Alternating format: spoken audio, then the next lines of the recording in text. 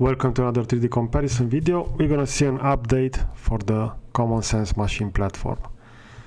So the platforms, for those of you who don't know, enable to generate a 3D model based on an image input. So for the case study, I'm gonna showcase this robot from the community showcase, which is this one.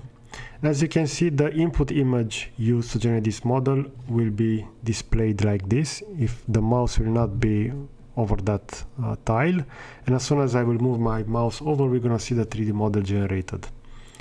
Now if you're gonna click this, you're gonna have the possibility to better see that mask element. So this is the image that the platform used. As we can see, the background has been removed, and within the middle we have the viewport. So over here I can hold down the left click mouse button in order to rotate the model, and I can rotate it on all of the axes. And using the scroll wheel we can go zooming in, so this will be the maximum amount, and we can also zoom out. As we can see, for the zooming out we won't have a clipping section that fast, but for zooming in this will be the maximum value. Now let's see the changes that have been added to the platform. As we can see, this model was generated using model version 1.0.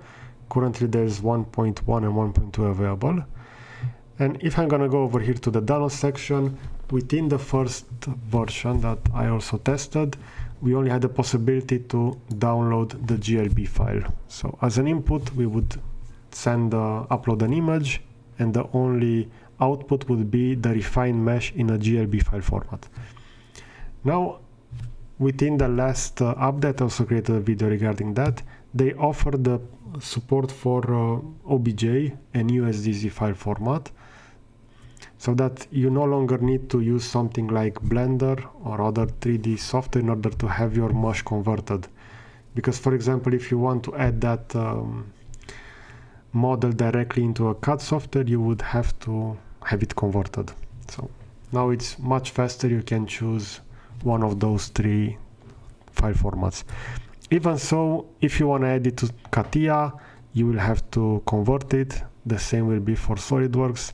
Only for Fusion 360 you can use either GLB and OBJ, and both will display your model with the texture. So that's a big thumbs up to Fusion compared to CATIA and SolidWorks. Some other changes that we have over here: we have the possibility to analyze the user image. As we can see, if I'm going to click on user image, we're going to see the full image. We can save it and we can analyze it. For example, I will position this on the desktop. It will be called web upload, and if I'm gonna analyze that by going to properties, we're gonna see within the details that the dimensions of the photo will be 1024 pixels for the horizontal and for the vertical. We also have the possibility to go to the input image. So this is the image uploaded by the user to a platform.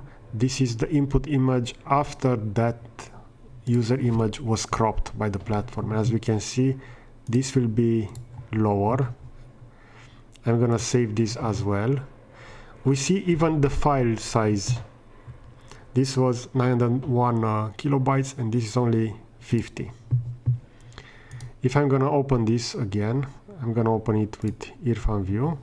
We're gonna see that this will be quite pixelated, and it will only have 256 pixels, so horizontal and vertical.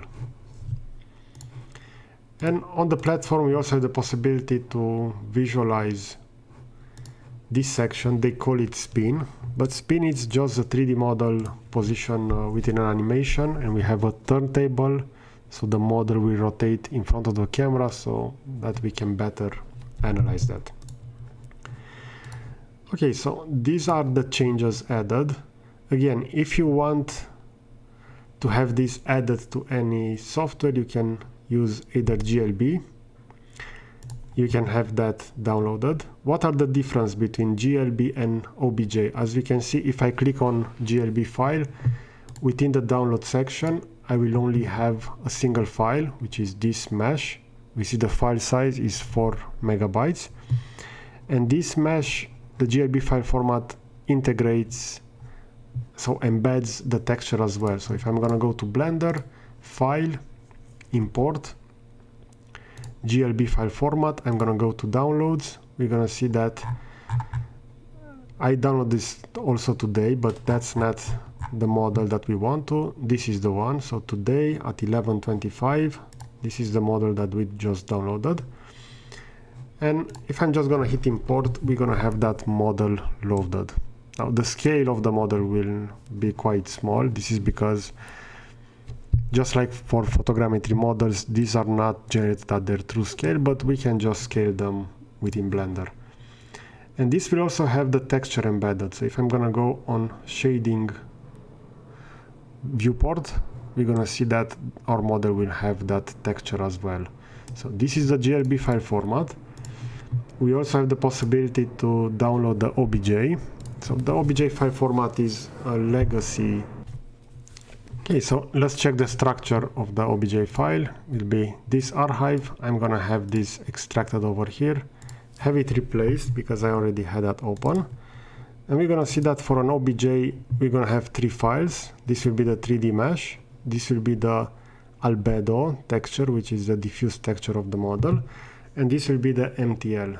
So if I'm gonna double click on the albedo file, we're gonna see this will be the unwrapped texture of the robot. So we can have this rearranged and unwrapped within Blender easily. We're gonna have the MTL file, which I need to specify that I want to open with Notepad, because by default Photoshop will want to open this on my PC, and that won't do anything. And over here we're gonna see the material, new material, material 0.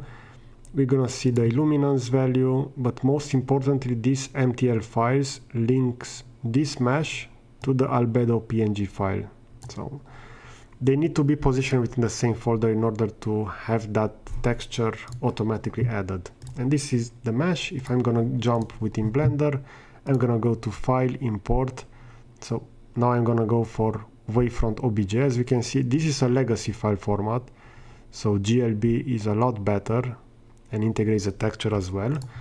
But we can also have this legacy file format. And if I'm gonna import the robot, we're gonna see that the mesh will be perfectly overlapped against the GLB file format. If I'm gonna move the robot, we're gonna see that this is the GLB, this is the OBJ. So there are quite some, let's say, difference between those illuminance. So we can have that change directly within the MTL file. As you can see, this had a value of 1, which also increases, let's say, the illuminance of the model, as we can see over here. Because if I'm gonna delete that source light, it will be the same over here. As we can see, this is directly embedded within the shading. As the model was loaded, also the illuminance parameter for the model was adjusted from the GLB file. Okay, so I hope that you find this content useful. I will also do some videos regarding how we can add these file formats also to Fusion, SolidWorks, CATIA, because these are the 3 main CAD software that I present on this channel. So if you are interested, consider to subscribe and check my further videos. So thanks for watching. I'm gonna position a similar video over here to the left and a subscribe button to the right. See you in the next video.